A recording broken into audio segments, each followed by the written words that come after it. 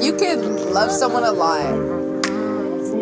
and you feel like you can't love yourself or yourself isn't lovable, just be aware that your body and your brain will never allow you to love someone more than you love yourself. Maniacs for life. Maniacs for life. Anyways, you love yourself.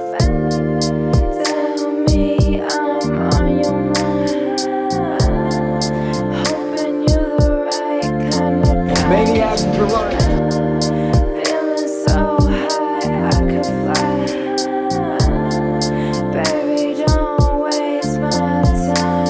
What's up, Maniacs? Welcome to another episode of Maniacs Talk. Today we are here with Juventia. Juventia, how old are you? I am 22.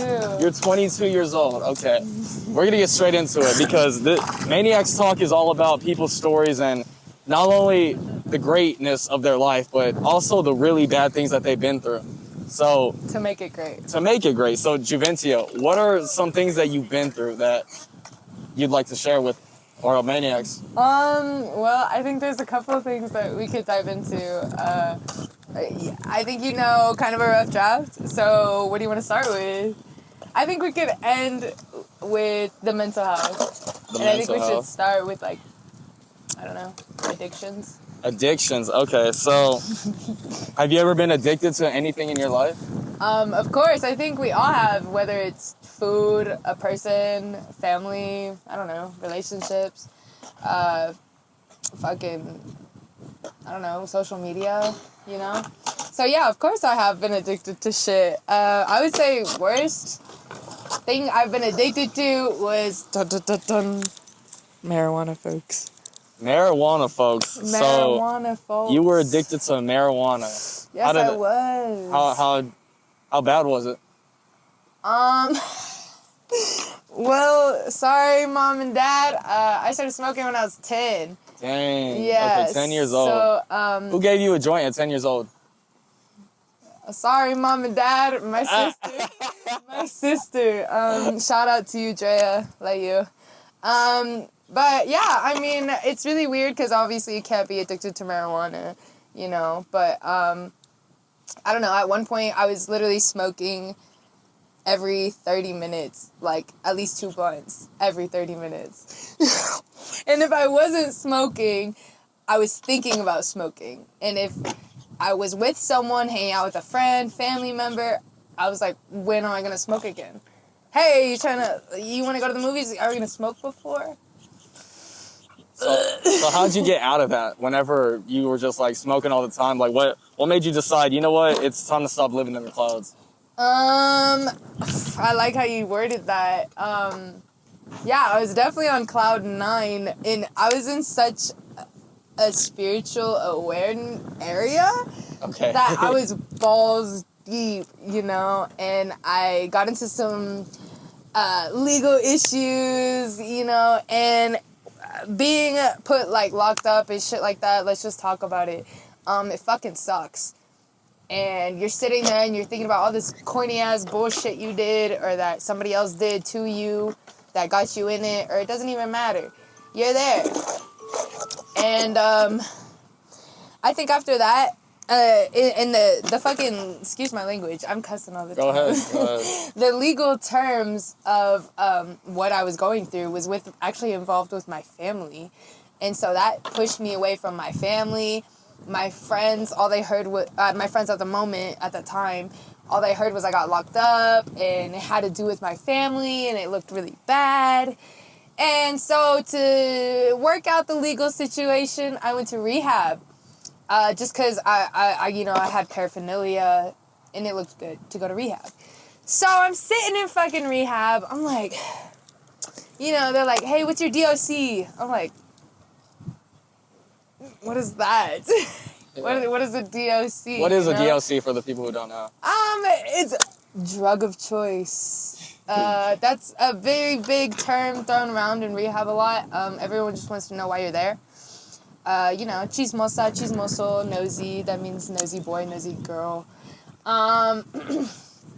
But when I got there, I was like, oh, you know, my drug of choice is marijuana and shrooms. And people looked at me and they fucking laughed.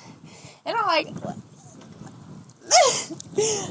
I'm like, you know, I fucking love weed, bro. Like, what's the issue? And they're like, well, you don't really need to be here. I'm like, well, actually, like, legally I do. So, other than that, like, yeah, you're right, I don't. And I was listening to all the classes. I'm listening to everyone tell their stories. I'm seeing people from here to in their veins to here in their veins, hearing their stories. And I'm like, oh, like, I started getting fucking cocky. I was like, oh, that's not me. That's not you. That's not me. It couldn't be me. But then, like, after about, it's a 2-month fucking stay there. After about a month, I started going through this, like, paranoia, like, psychosis thing. I'm like, bro, like, the government's after me. They're listening to everything I have to say. And this is, like, when I'm getting, like, out of my spiritual awareness world and up in Cloud 9. And this is when I'm getting out of it. And I'm sort of, like, scared of everyone. Because I was in such a high, and to come back low, it's like everything's low here, to be honest. And it was scary. I was like, oh my God, there's demons all around me, because there is. You know, they're everywhere. But I was so aware of it that it was scaring me, man. And I don't know, once I got out of rehab, I went back home, I saw my family. This is fresh out of jail, went straight to rehab. Right out of rehab, went straight to my parents' house, and I just, like, made eye contact with my family, and I was like, where's the blood? Where's the blood? Okay. So. I was like, okay. But whenever I smoked again, right, I smoked a year after rehab. Oh, really? Yes. So it's like a whole year, okay. So, because I wanted to tell my family and my friends I could do it. I was like, there ain't no issue. I can do it. So I did it. So, I don't know. After, like, I started sobering up, after all that whole year, I realized marijuana's fun. And it could embrace things, enhance things, make things feel better, can make things feel worse. But, like, I didn't need it. And, yeah, so, I don't know. After I smoked for a year, I was like, oh, I love weed, you know? But I didn't have that, like, obsession with it anymore. And, yeah. And, oh, well, now I'm prescribed medically to marijuana. So, that's really fucking cool. So how did you get prescribed medically marijuana? Yeah, okay. So, I actually have epilepsy, neuropathology, whatever you want to call it. Epilepsy causes seizures, so seizures, sure, let's say that. And then tremors all over my body, majority of my legs. Really? Because of a car accident I was in. Would you like to talk more about that car accident? That was the next subject! Yes! I would love to, because the next subject that I wanted to talk about was mental health. And that car accident, you know, changed everything that I had in my world. Mentally, emotionally, spiritually, and physically, bro. So I'm prescribed now for those issues since the car accident. But with the car accident, bro, I got hit by this car going over 90, ran a red light. You know who you are. I forgive you. But you're an asshole because you acted like you didn't do anything. Well, I'm happy that you feel a lot. Okay. Feel a lot better. Anyways, I forgive you. And good. yeah. So after the car accident, I was really pink clouded. Are you familiar with that term? No. Could you explain that? Yeah, so you know how sometimes like you're outside and there's like a beautiful sunset and it changes the colors of the clouds. Yes. So like the pink cloud term is like, oh, it's so pretty. There's one ginormous pink cloud like right over me. all the rest are white. It doesn't even matter. This pink cloud is so pretty. So once I realized I was alive, I almost died, which I did die, but I almost stayed dead. Wow. So I was staring at this pink cloud like, oh, this is the best life in the world. Thank you, God. I'm so grateful. And then about a year after my car accident, I was fully recovered. I could walk on my own. I could talk on my own. I could eat on my own. You know, shit like that. The pink cloud was away. And I just isolated for like another year. And I didn't talk to anyone, and I was so down. And I was like, oh my God, I almost died. Oh my God. My parents, they're so used to this other person I used to be. Oh, I got tremors in my legs. Oh, I have seizures whenever I stare at flashing lights. It's like stupid, bro. And to be honest, I actually only have 3 days ago was my last day of a full year that I have guaranteed left to live because of that car accident. Wow. So. Wow. So because earlier you said how you could eat on your own after the car accident. How bad was that accident? Like what happened right after, like the next day after the car accident? Were you awake? No. I was in uninduced coma for 3.5 weeks. And then I was in an induced coma for 3.5 weeks. And then I was in the ICU that whole time. And then 3.5 weeks after I got out of the coma. And then I learned how to sit up. Oh my God. Okay, let me answer the question first. It was terrible. The car accident was terrible. I got hit on my side. Was wearing a seatbelt, but I was like sitting up at the time. There was a video that my girlfriend did that was in the passenger where right before we got hit. Really? The same song that we were listening to. It was Sweater Weather. Let's go. I keep doing this because fucking metal, bro. Anyways, so, yeah, it was terrible. The reason that she's alive, because her side got hit more, but the reason she's alive, my best friend that was sitting in the passenger, is because she fucking took a nap, bro. Brought the seat back in the middle divider. Saved her life. Dang. Anyway, so if I was sitting in the front seat, I would have died. I ain't moving no damn chair back. What are the odds of that? Anyways, so God bless. Everyone's okay. I got the worst of the damage because, I didn't have that middle divider. Bless her soul. Anyways, yeah, everyone's okay. I feel like I was at a mentally stable, emotionally stable, spiritually stable area that I could, like, for example, I felt like I could take everyone's damage that they got in that car accident and, like, just be like, I'm good, bro. Yeah.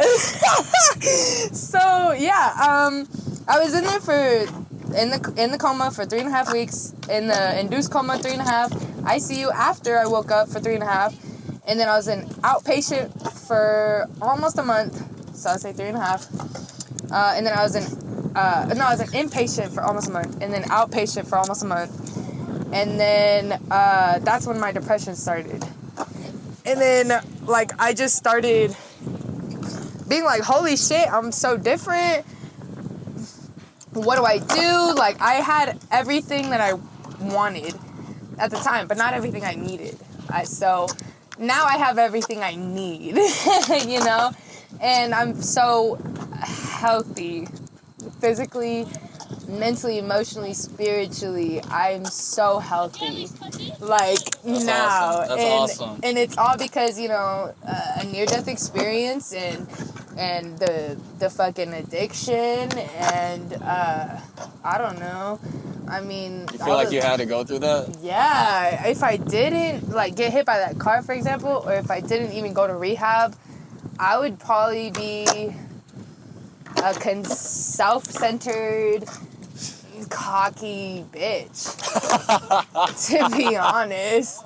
And I think I'm the coolest fucking female that a lot of people could ever meet now. Okay. And I know I wouldn't be able to say that with confidence and my like shoulders back and my head high before all that. Yeah. You know? And yeah. So, yeah. That's awesome. No, seriously, the fact that you've grown from that path of not only addiction, just like being in a near-death experience and actually coming out of it alive, because a car crash is crazy, right? And you know, your story of being in a coma for so long, it's amazing to see here and talk to you today. It really is. I actually didn't even go into detail about like my odds of death and shit. And I did a little bit about the year thing. So statistically, they did 100 million people on traumatic brain injury. If you have TBI,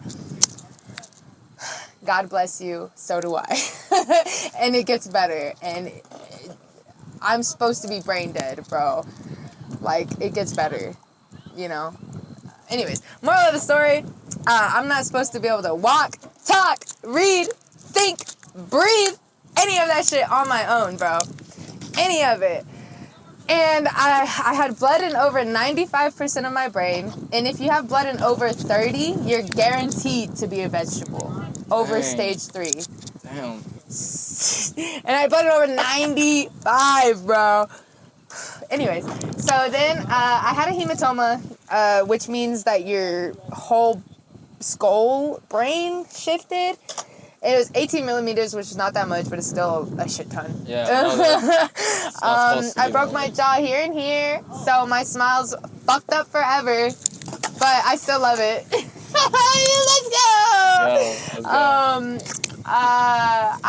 go!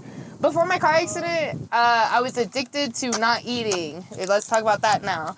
I had the hugest eating disorder. It was bad. I was prescribed to Adderall, and I got really addicted to it, and I didn't eat, bro, on that shit. You don't eat, you're not hungry.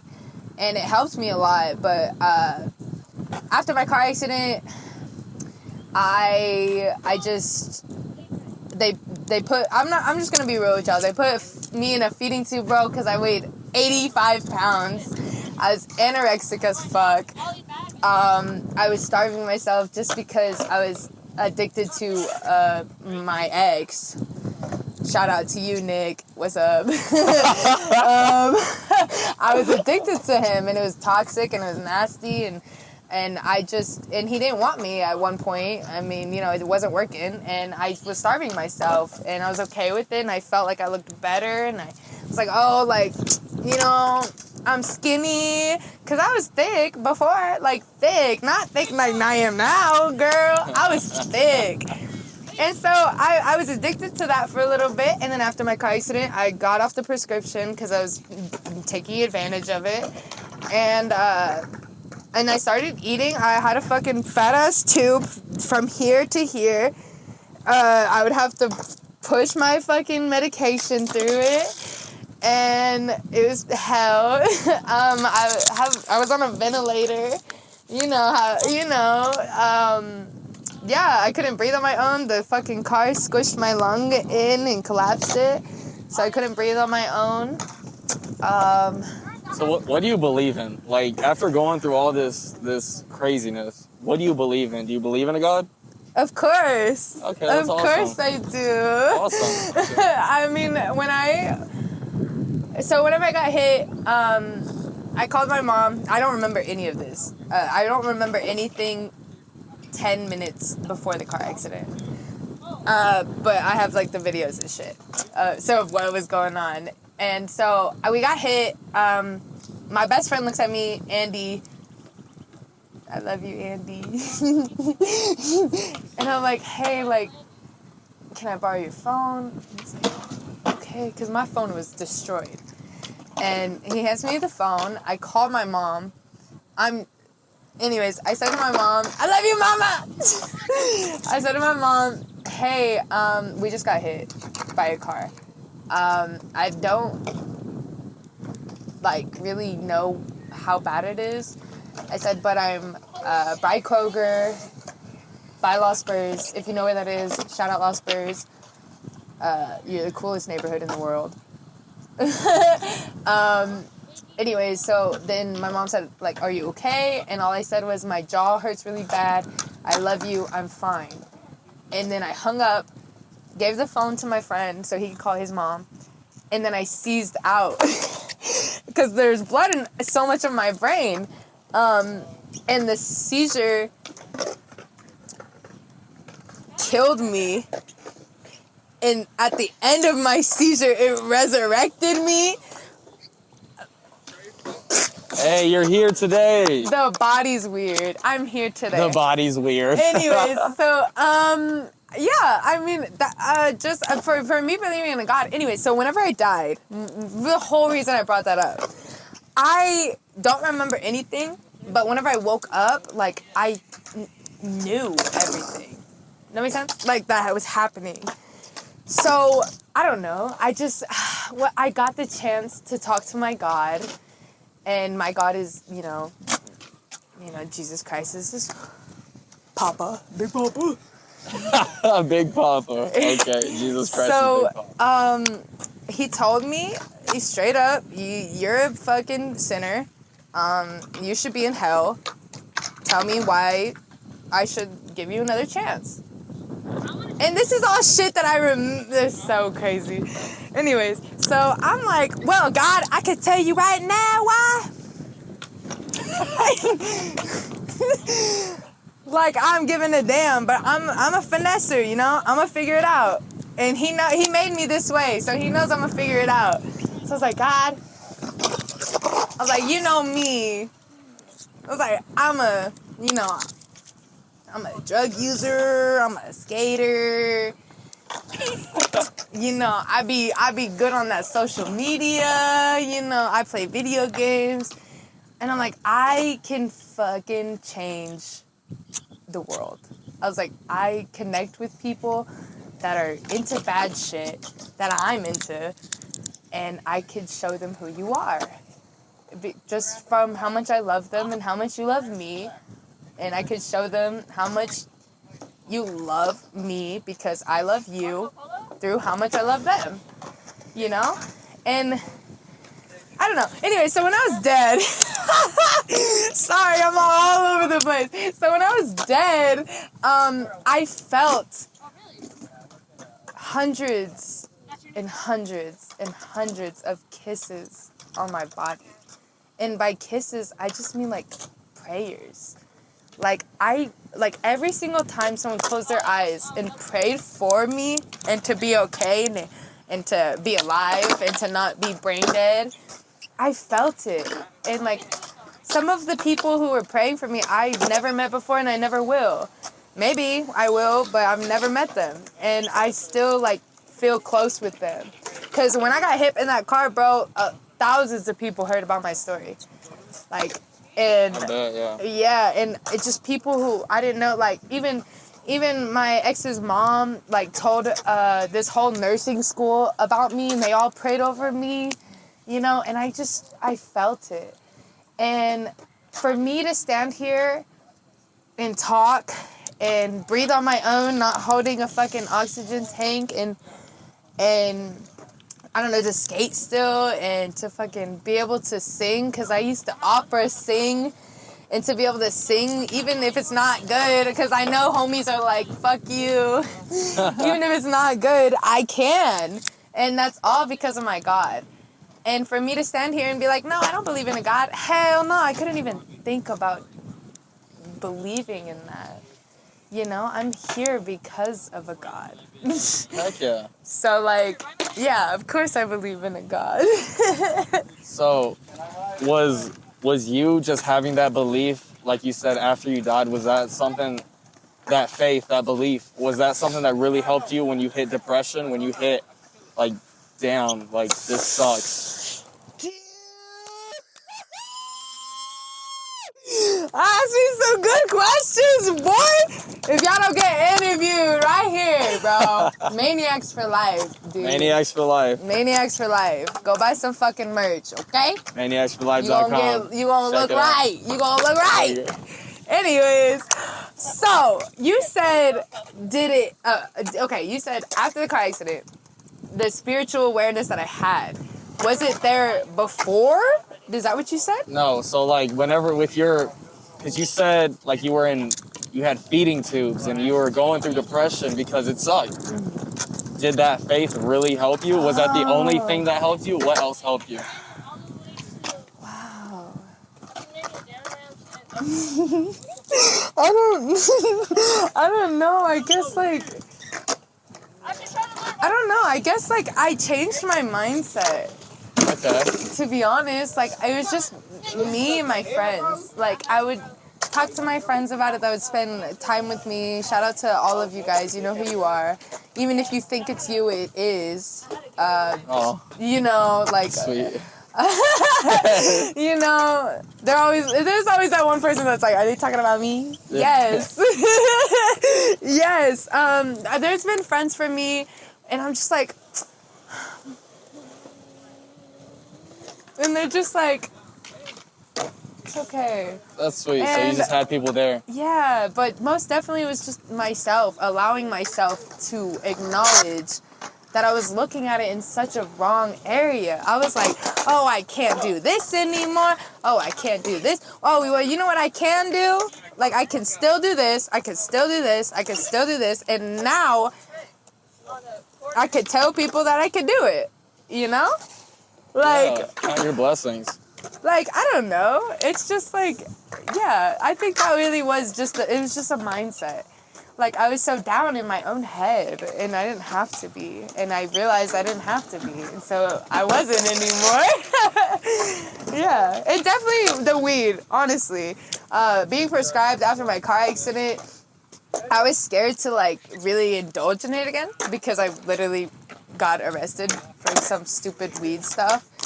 And it was terrifying, but whenever I got prescribed and I was, like, smoking it, the correct dosage in a healthy way and having a healthy relationship with it, I started to realize, like, hey, this is helping me physically. I don't trim as much. I don't seize as much when looking at lights. I could go to raves again. Oh, nice. Like, because before I would have to wear shades or the goggles and close my eyes, wearing the little, what is it called? I've seen them. You know what I'm talking about. Anyways, so yeah, I just think, what the fuck was I talking about? I think that should be like the end trailer. I'm dead. What are we talking about? And then it's just like Maniacs for life. If there's any message you want to say, go for it. Maniacs, here it is. Okay, for Maniacs. All right, so if you could love someone a lot and you feel like you can't love yourself or yourself isn't lovable, just be aware that your body and your brain will never allow you to love someone more than you love yourself. Maniacs for life. Maniacs for life. Anyways, you love yourself. Love yourself. And never forget that. Yeah, it's okay. When shit gets rough, it's okay. And it doesn't feel okay, but it is, or it will be. It will be. Give it time. Yeah. We're not better, baby. We're blessed. We're not better, we're blessed. Okay. All your socials, your music, anything, just shout it out right here. Okay. Hi, I am Juventia on Twitch. I play anything first-person shooter, and I'm pretty bad, but I'm also pretty professional, you know? Professionally bad. And I make music. Yes, I do. Cool. Follow me on Instagram. It's I'm Juventia 2. Not the number 2. But it's also I am Juventia. Can we do it again? Can we do it again? Oh, we can do. That's great. That's great. I'll edit everything right there. I'll edit everything right here. Okay. Well, Maniacs for life. Go Maniacs for life. Merch, bro. Thank you, and thank you, how do you say your name? Juventia. Thank you so much, Juventia, for everything. This is actually awesome. Thank you. Thank you. Thank you, Maniacs. I love y'all so much. Remember, when life sucks, smile. Smile. Bye.